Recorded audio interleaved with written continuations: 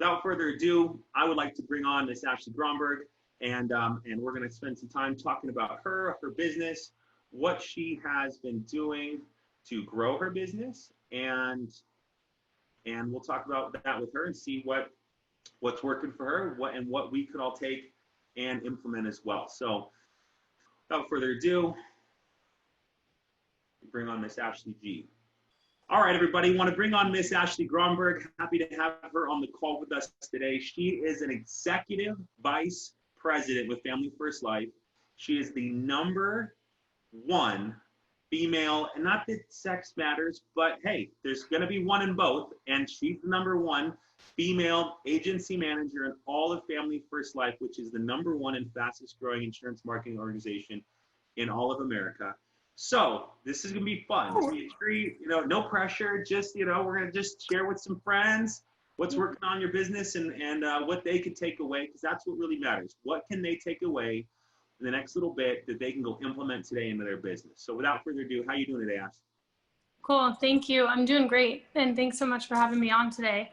Yeah, it's great to be here. I remember when you asked me to get on this call, I was thinking back to, I think it was like last summer, and you asked me to get on a call, and I was like, a million things are going through my head, and I got on the call and I was so nervous, and I was like, you know what, this time I'm just going to be myself and share kind of what's been working for me to hopefully help everyone else out there, because I think there's a lot of things that we struggle with in this business, and for me personally, just putting it out there, it's getting on calls like this. Like it definitely makes me uncomfortable. So this is something that I'm doing for my business and for my team to help me grow. So thanks for having me on and cheering me on.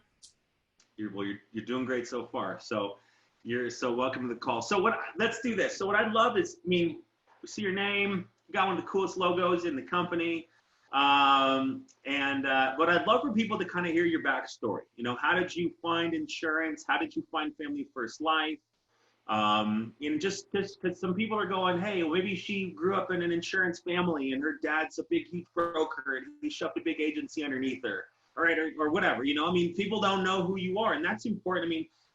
Letting people know that all of us, most of the things, what's interesting about this business is most of us start Family First Life with ambition and no money, right? I got big heart, but I got no money, right? People don't come here making $300,000, $400,000, $500,000 a year and go, hey, you know what? I want to drive around for 13 hours a day, go into strangers' houses and try to sell them something, right? Most people don't go, that's what I want to do. But when you start to kind of dig into that and go, hey, we give people a platform of people that have heart and ambition and desire, and say, hey, if you will, and go into strangers' houses and actually not sell them something, but provide a service and explain the way the products work, and they go, yep, I really need this, that's why I requested it. We become really good at that skill set, turn around and teach people. Now we can build businesses and put people in a great position and then change their financial situation. So, you didn't come here with a bunch of money. So I'd love for you to tell your story.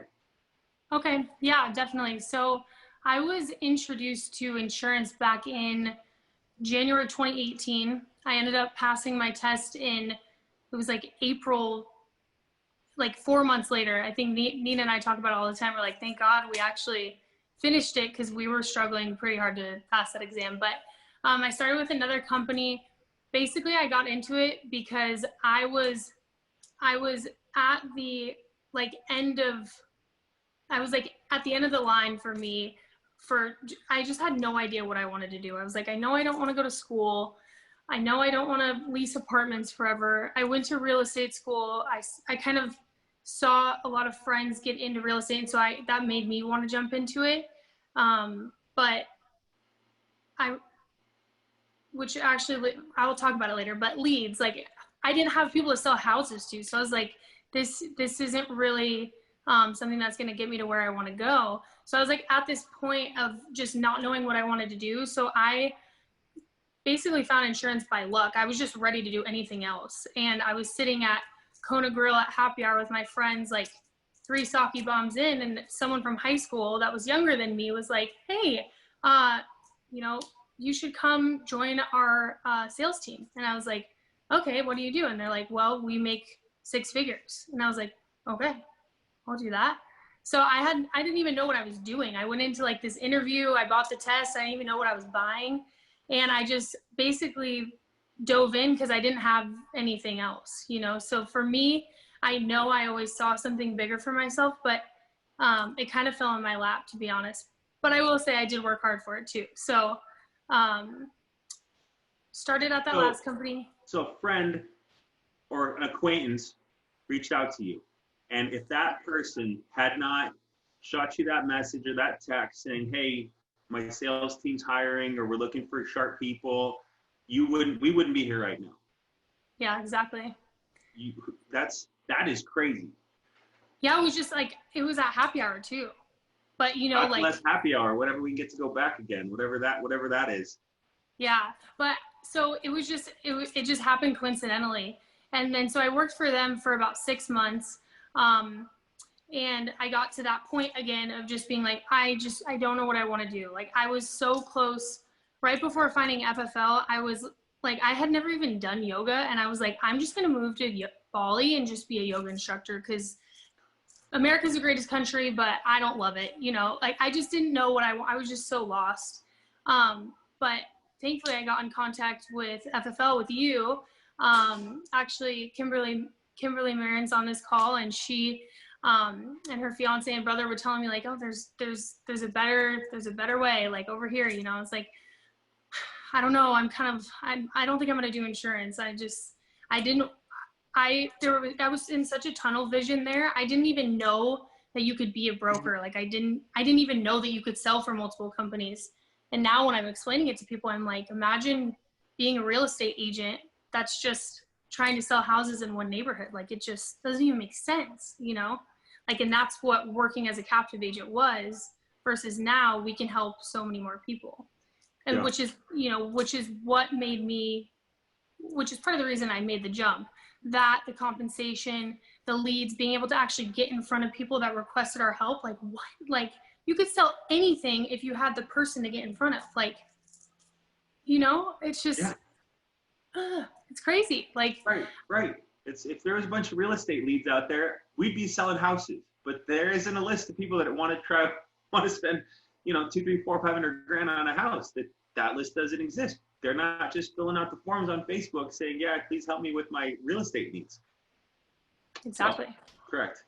And that's why when you're talking to other people about the business too, like, whatever they're doing in life, like, just, you can explain to them, like, okay, you sell solar. So imagine if there was this search engine that literally got people's names, phone numbers, addresses, how many panels they wanted, how much they wanted to spend, and they just typed it all in and you got that information. That's literally what we have here. Like, you could turn it, you can give examples to anything, what people are currently doing, and be like, if you had that, wouldn't you be doing so much better? And that's what we have, and that's what is so cool about this. I agree.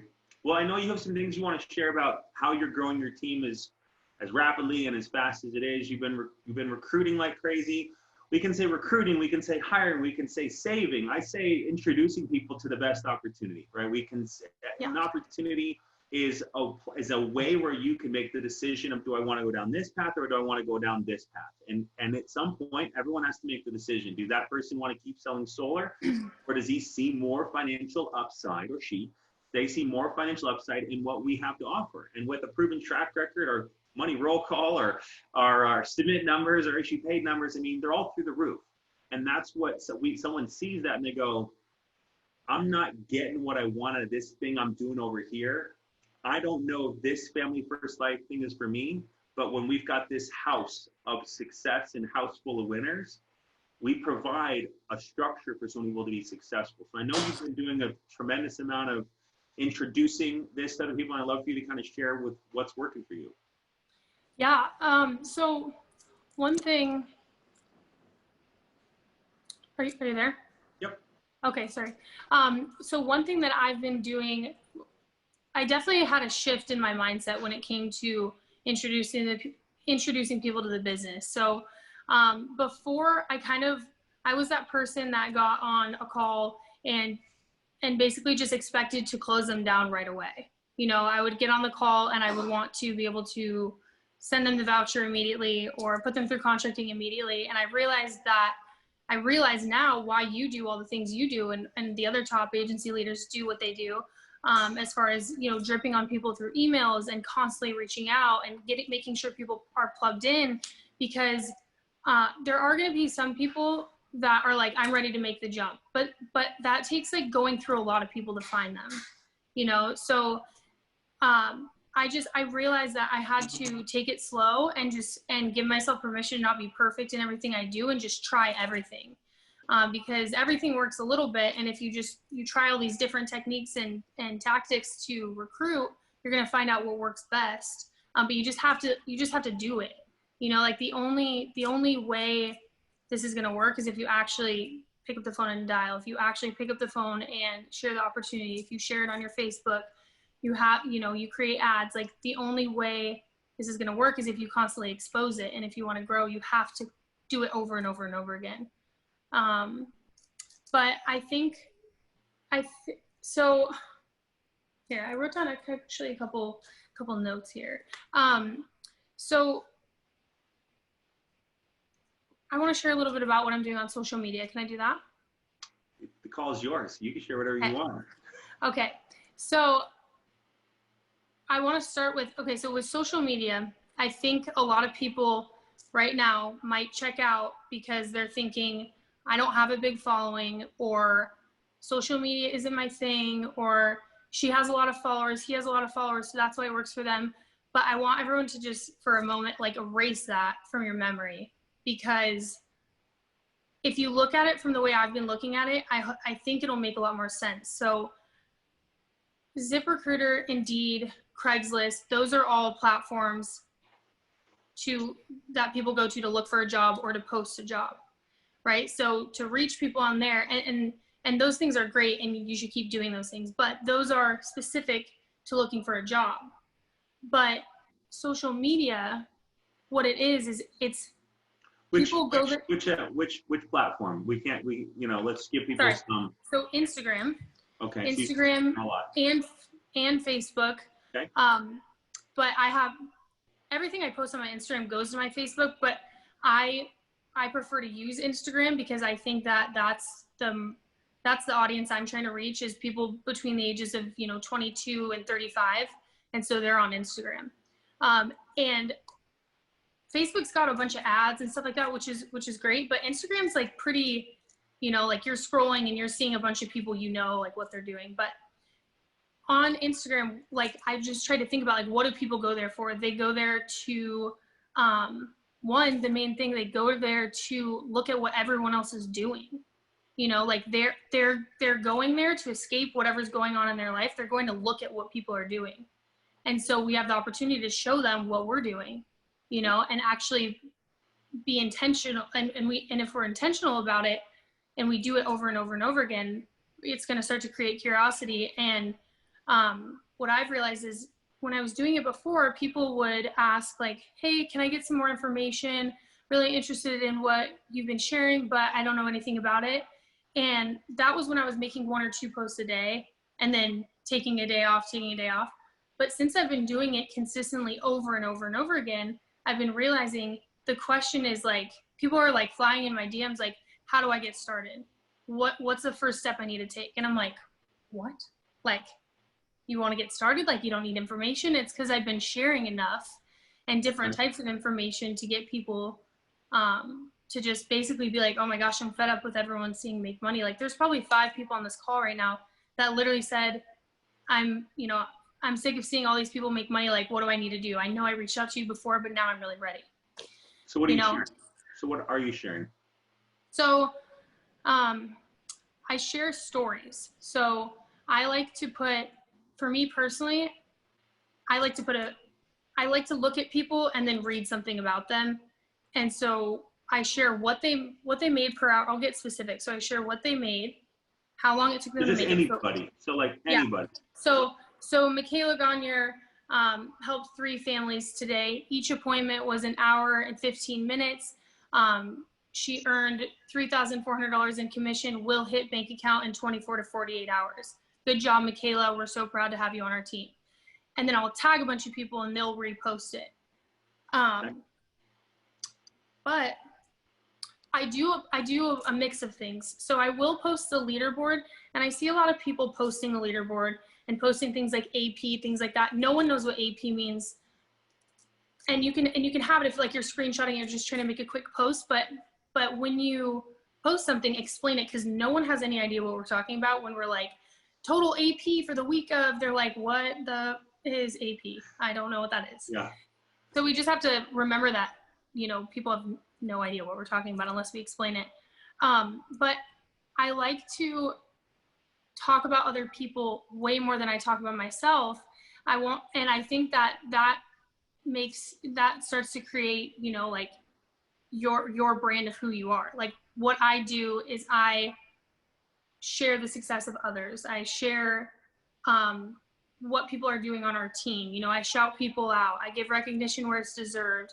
Not just like, hey, my name's Ashley and I write $20,000 a month. Look at me. You know, I drive a Mercedes. Look, you know, like that influence stuff is cool, like a little bit, but like no one cares that you have a Louis Vuitton and no one cares if you have a Mercedes. People care, like people want to know that you care, you know, about other people.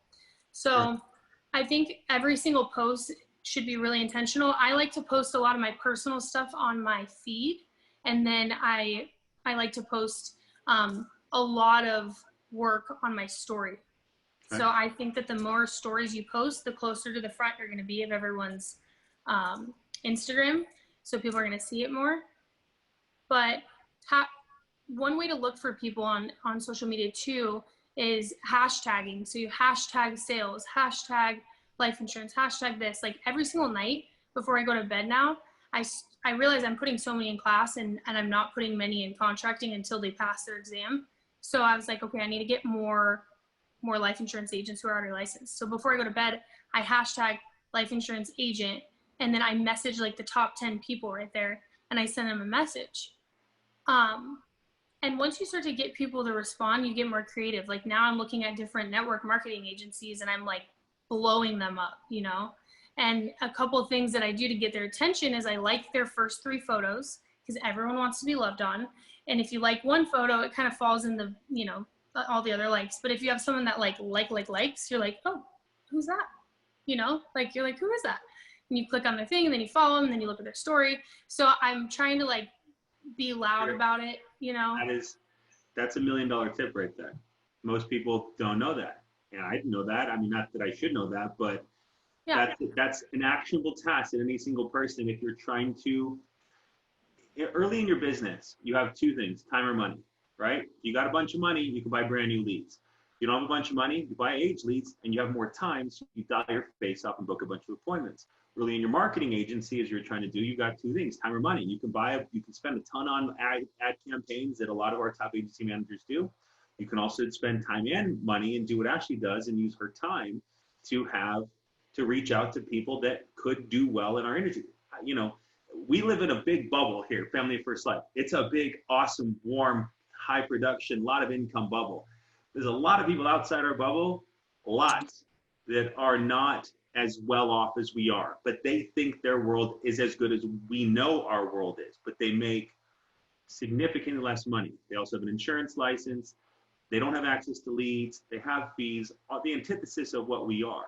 There's a lot of those people on the internet that actually reaches out to and says, hey, why don't you come over here, see what we're doing? So that was the 3 photo likes, get their attention. Smart. Yep. Yeah, because you could follow them and you can, like in your mind, you're like, your attention's on them at all times, but they have to see you too, you know?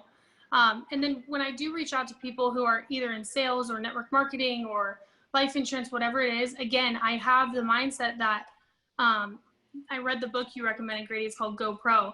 And there's 3 types of recruiters. There's the poser, the amateur, and the professional. And what the professional does is they understand that you have to expose people multiple times, but have an end goal of when you're ready to close in on them and recruit them. And the way that you expose people is based on like the problems they have. You're providing a solution the next time you expose them. So if someone's talking about like not understanding like the concept of investing in your business and buying leads, then the next time you're talking to them, like share a story with them on someone on your team, about someone on your team that spent only $400 in leads but made $4,000, you know, like maybe that'll help take away the concern that they have in investing in their business, because I doubt they're making $4,000 a week anywhere else, you know. And instead of like, I think a lot of the times, because we're becoming so accustomed to the system and the way it works, and we understand so clearly that like, duh, you have to invest in your business to make money. Like we've been told that forever, but a lot of people aren't there. That. They don't understand that. Yeah, people aren't there yet. So I feel like we have to, instead of coming at them like, well, Johnny, if you're trying to grow your business, like invest in leads, because that's what business owners do. Like no one's, like leaders don't say that, for one, and no one's inspired by when you say things like that. So we have to start empathizing with people and saying things like, you know, I had that same concern when I started, but what I started to realize, Johnny, is like, I fear staying in the same place that I'm at right now. And if I didn't take a step into something new and uncomfortable, like I may always stay right where I'm at. And that terrifies me more than failing at this new thing that I want to try. You know, like I don't want to stay where I am right now. So I might as well try something, you know, I might as well jump into this thing. And if it works, awesome. If not, then I can go back to my 9-to-5, because that's always going to be there. You know, so it's like empathizing with people more instead of just being like, they didn't want to buy leads. Like, aren't they crazy? Like, they're you like a year ago, you know? So just, you know, just being like listening more and actually caring about the people you're talking to, instead of just trying to get more people in and like feeling desperate. Like, I just want to get people in, like, oh, they don't want leads, bye. Oh, they want health insurance benefits. We don't do that here. You know, it's like, you have to be patient with it. And you have to understand that you were in that position at one point too. Correct. What are you? What's your goal in a day? How many people are you trying to communicate with, or how many people are you trying to follow and triple heart? Yeah, that's a good question. So before I was like, I'm gonna do 25 people a day, and then I was like, I'm gonna do 30, and then I was like, I'm gonna do 50, and now I do 50 or more a day, and I don't have a limit as to what I do. It's just when I'm not dialing, and when I'm not in the field, and when I'm not doing something else, it's literally all I'm doing. So you go to Instagram and you go to the tags and you search life insurance agent, entrepreneur, hashtag fitness, hashtag MLM. Bartenders. Michaela's hitting up bartenders. Yep. So just people, I mean, let's talk about the qualities of these people. Generally, they're outgoing, charismatic, they're gregarious, they can communicate well. Right? These are qualities of people. Fitness type people are committed, right? Generally, if you like working out, you push yourself. Correct? Tell us who you go. I'm just, yeah. Those are, no. But that just made me think of, like, I want to go back just for a second to like using Instagram versus ZipRecruiter. And when I said in the beginning, I don't think I actually like rolled with what I was going to say, but if you have that mindset of like, you know, I don't have a big following, social media isn't my thing, like I'm not confident in myself, whatever it is with your social media, just remember that social media is a place where it's not a resume. So it has a photo. You actually get to see who they are or who they try to be, right? The mask or who they are, whatever. Everyone has a different thing, but you get to see who they are versus getting a couple resumes in from Zip that you have no idea who they are. You're going to spend some time on the phone with them. You get to pick like who you're working with. And like I said, when you're exposing constantly, you're basically like that's doing the job for you, because everyone's on social media to shop. They're there to look for inspiration. They're look to see, like I said, what everyone else is doing. They're looking to just basically like go and feel something different from what they're doing right now. And if you can hit them, like they're there all the time looking for all sorts of things. So it's I feel like you can reach so many more people, don't you? I 100% you can. I mean, that's what we run our marketing campaign ads on Facebook. And I think some of them, I'll talk to the guy, but I think some of them actually go on Instagram as well. So the goal is exposures and whatever, however you're doing it. And anyone on here, the two muscles that we build here as insurance professionals is one, the sales muscle, which encapsulates lead purchases, dialing the phone and selling. And then the recruiting and training muscle, which is the one that allows you to be able to create a business, right? If you're just selling insurance, you're great. I mean, we love insurance salespeople, but what's really cool is, hey, you wrote 20 grand. How many people have you taught, right? There's no greater, gift in life than helping someone accomplish something that's important to them. And that's what I really feel we strive at FFL, is that we teach people how to do what we're really good at. We don't hold the secrets back. We don't keep anything from anybody. We just say, hey, we're all making more money than we ever could possibly have imagined. Join us. And it's really that good. So I'd love for if you'd talk about kind of maybe Marissa or talk about some of the next steps, like what has happened, for what have been some results of this? What have you, maybe some people you've communicated with, one, but two, also kind of what you've seen someone come in and do in their first month or two? Yeah, so two of our new killers on FFL Rise are Madeline Stout and Marissa Hiza. I forgot to say it, but you guys have definitely seen their names, and they both actually came from Instagram. So, and what's really cool, another thing is I'm not just reaching family and friends, because Madeline she said that her husband, which I went to high school with them, saw my Instagram and decided okay, I'm going to send Grady an email back saying I'm ready to get going, because he kept seeing my Instagram. And I didn't know that till recently, because Grady, you had forwarded me over hey, he's ready to get going, your guy, but she had told me last week, she's like, yeah, he saw your Instagram and was like, now I'm ready to jump in. And then Marissa, same thing. She didn't come from one of my followers. It was someone that I worked with before at Urgent Care, and that she worked with before. And he basically, I guess, just messaged her and said, hey, I know this girl looks like she's killing it. You should definitely hit her up. And Marissa told me that she was like, okay, I'll hit her up. And then she just followed me and kind of watched our stories. And then eventually was just did that thing I was telling you guys before, which is how do I get going? I want in, What are the results? How have they done? Yeah. So Madeline, they've both written over $20,000, and they've been here for a month. So Madeline sold her accounting firm to go all in with FFL, and she's been a businesswoman since she was 16, and so she decided to go all in with FFL. I didn't really recommend going all in for either of them, but they both quit or sold their business and went all in because they plugged in and they realized what the opportunity was here. But if they didn't plug into our groups, I don't think that they would have gone full time. Let's talk about new agent coaching. So how did you coach them as far as, because there's a lot of people on here that are brand new checking this out, just started, getting ready to get started, have been with us for a little bit and haven't really had a lot of success yet, or are having some mild success. So these are, as you talk to them, talk to everyone here as we kind of round this thing out.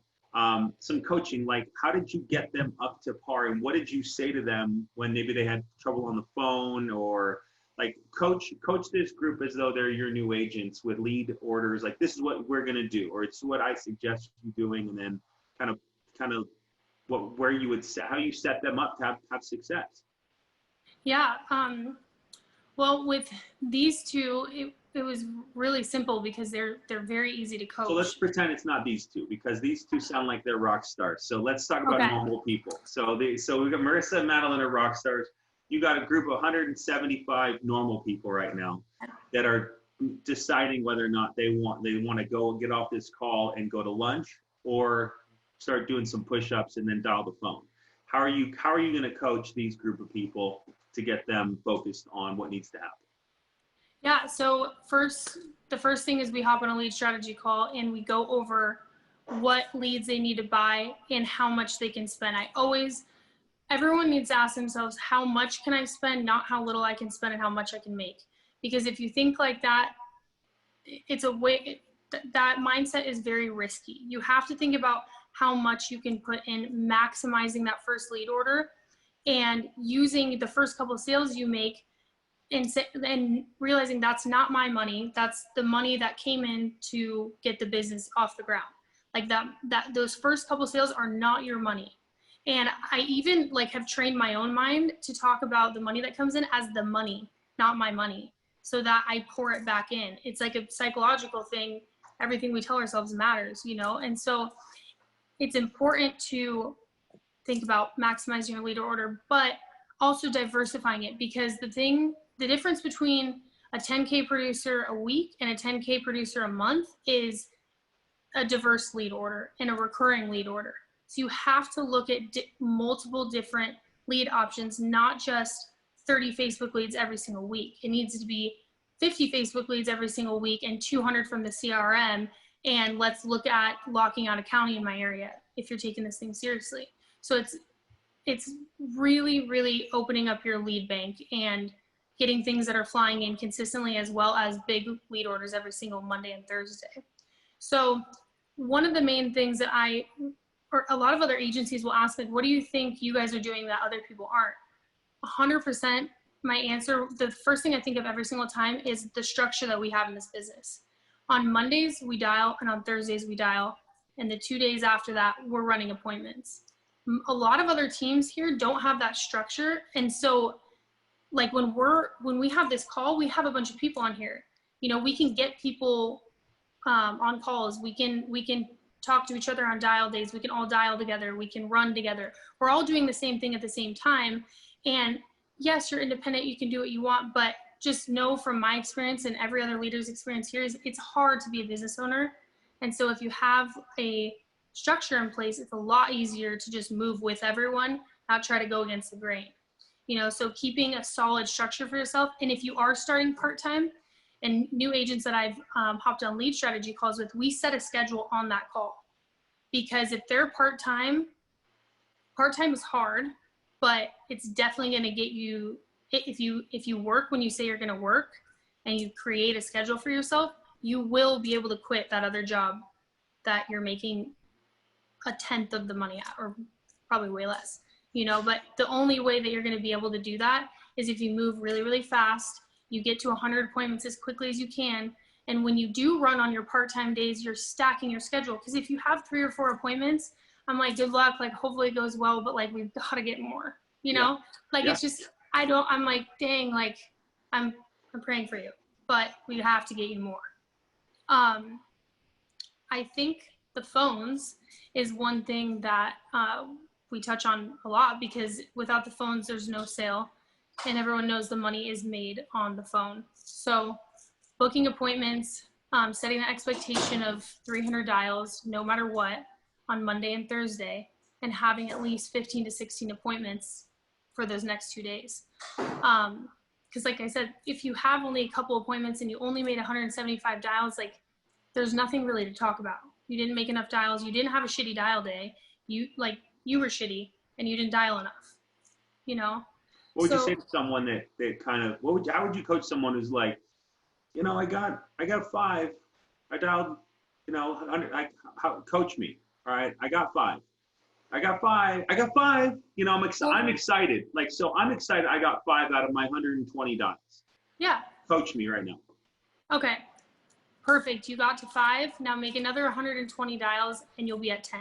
Like I don't get to, I mean, I'm excited for them, but I'm like, keep going. You know, that's awesome. Most people don't have that success right away. And it's true. Like the phones are hard in the beginning. Like I would literally get on the phone and I would be dialing around other people at the office. And if I got tripped up, I would act like they hung up. I'm like, hello, hello, hello. And I would just, so it's hard in the beginning, but if you just have to keep going, you know, like what do you say to someone who's struggling to keep going? I'll basically just challenge them to look at like what their situation would look like if this doesn't work versus if it does work.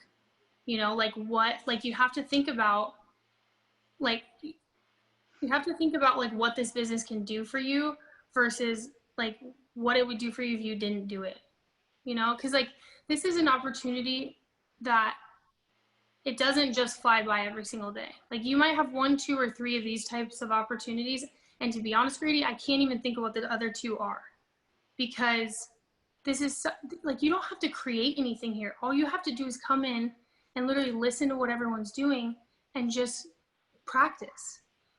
But know that it's a practice too, because not everyone started knowing what to say on the phones. Like I said, like, guys, I'm so confident if I get someone on the phone now, I'm like, I'm booking this. Like, it's getting booked. I don't care if you're having surgery, like, see you in the OR, whatever it is. Let's like, go. I'll meet you outside. I'll meet you in the lobby. Do they have bread Jello? I'll see you there. We're getting this done. Yeah, but like it didn't start that way. Like I said, I was hanging up the phone.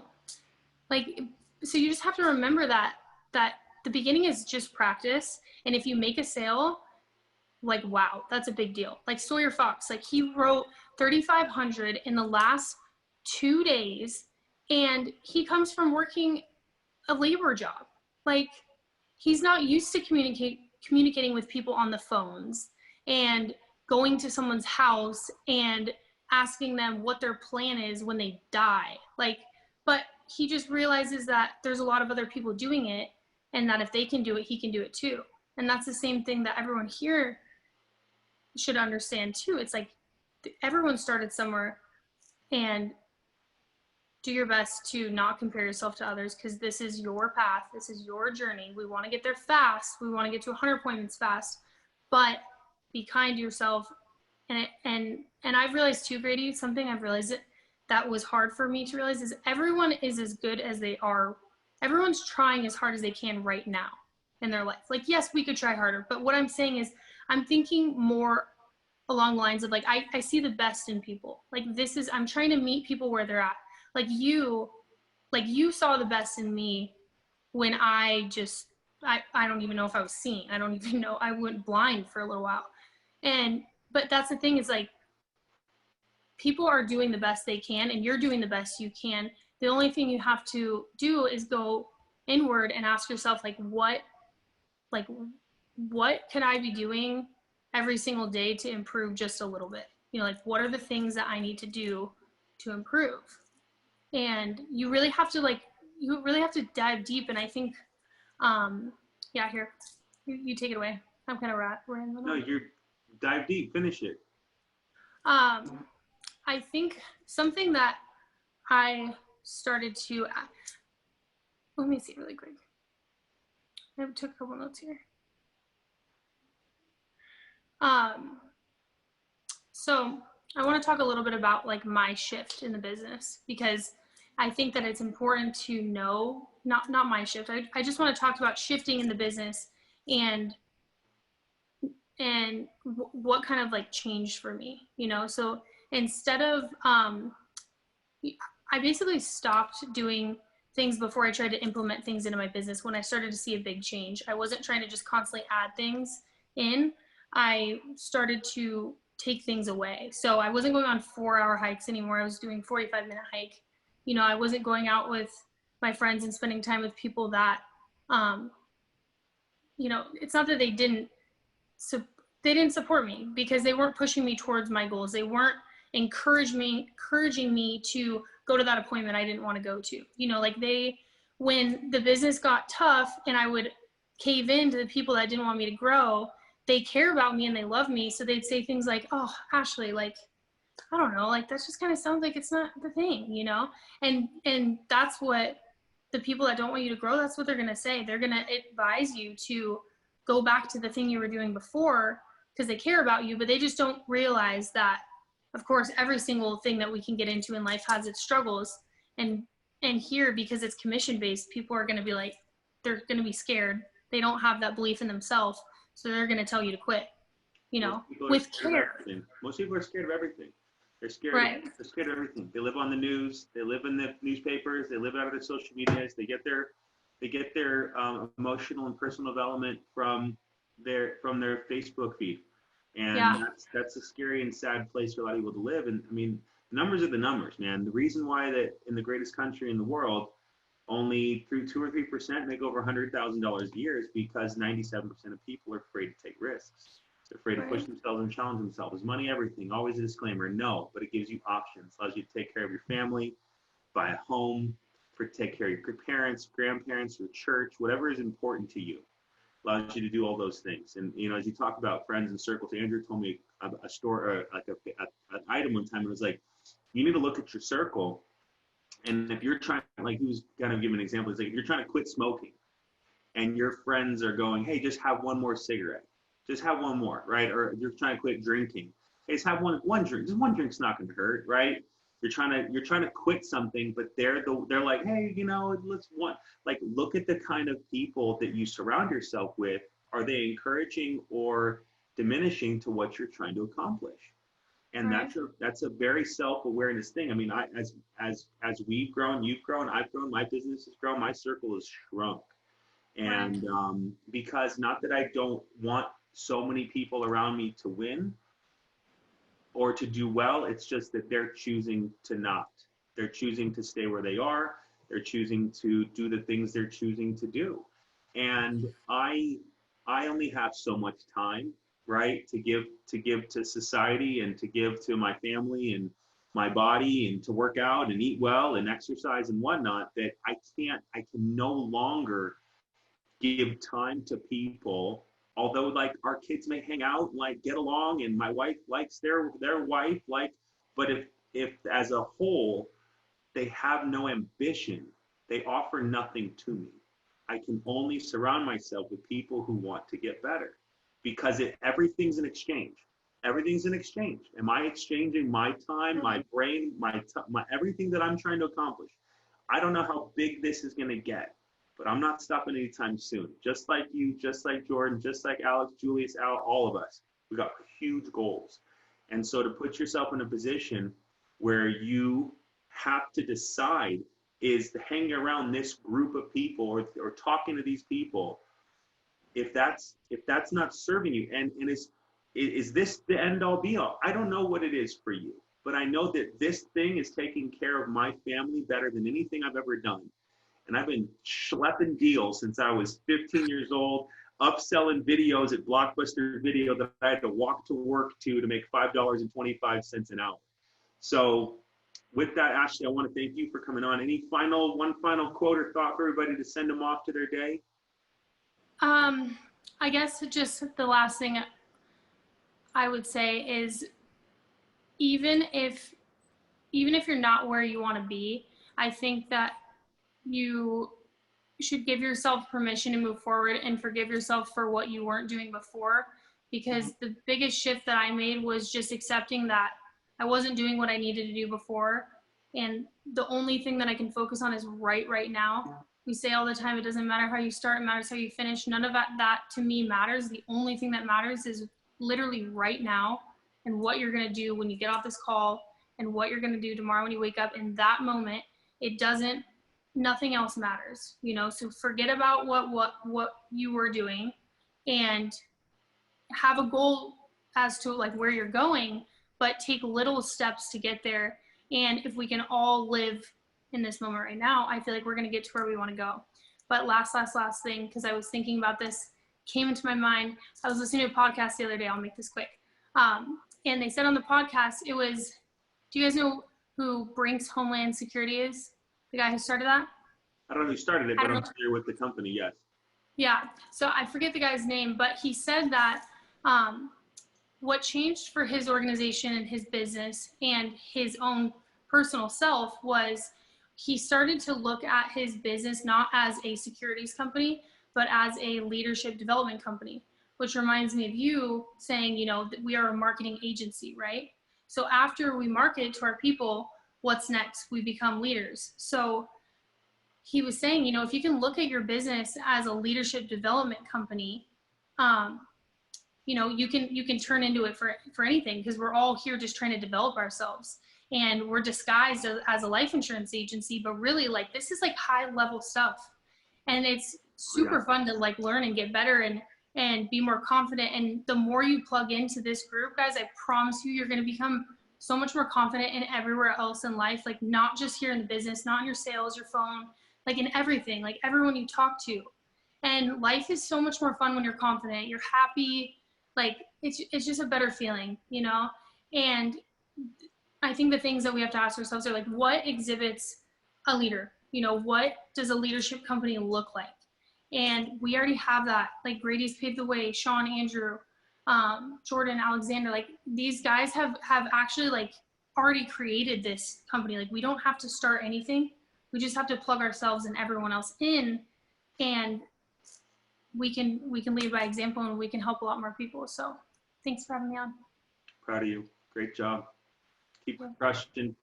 Drop a 7 in the comments below if you got some value from Ashley today. So well, you did 727 last month. Okay, so that's maybe why I like that number. Yeah, because it used to be 3. Good. So all right, everybody, Style Day. It's your day. This is the day where you get paid. All the money's made today. It's already made today. A lot of people already have 5, 10 appointments on the books already. What are you going to close out the day with? We're here to help you. We're here to cheer you on. And we're here to do anything we can to help you guys become successful, because I used to always say this: success loves company. There's a lot of room at the top. It's crowded at the bottom. Keep going, keep digging, keep getting better. Success is it's just right there, a decision of, are you going to choose to get good on the phones and make this business, own this business, own it. So with that, Ashley, you're tremendous. Everyone, have a great day. Bye for now, guys.